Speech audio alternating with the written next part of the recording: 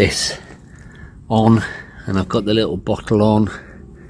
Was a bit of a pain. Got the fairing back on.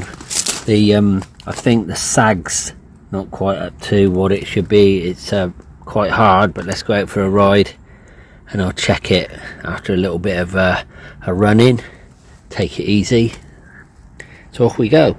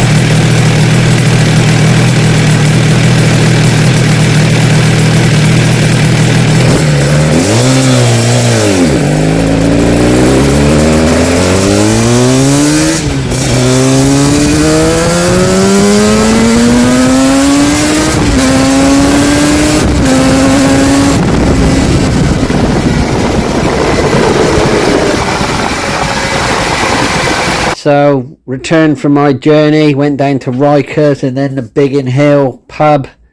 One thing that I'm noticing, it all went well, sort of.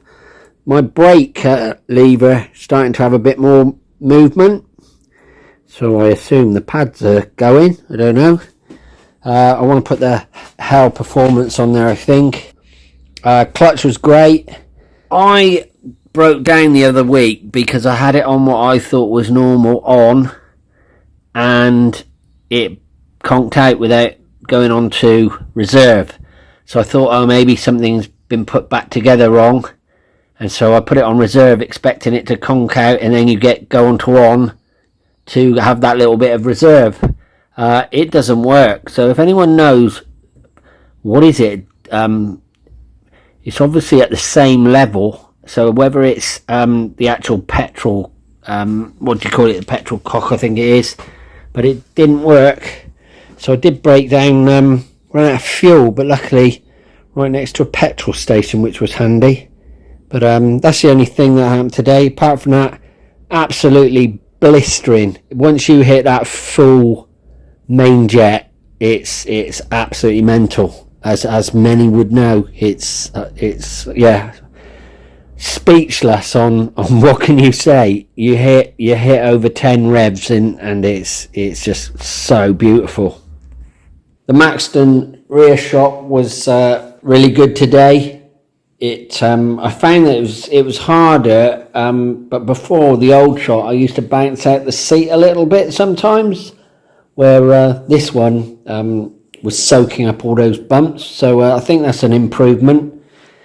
And then we've got these to go on. So my next little project, use that lift and get the bike up in the air, and quite an easy swap out for these Maxton prepared front shocks, front forks. So yeah, get them on, and that'll be it then. Just brakes to go.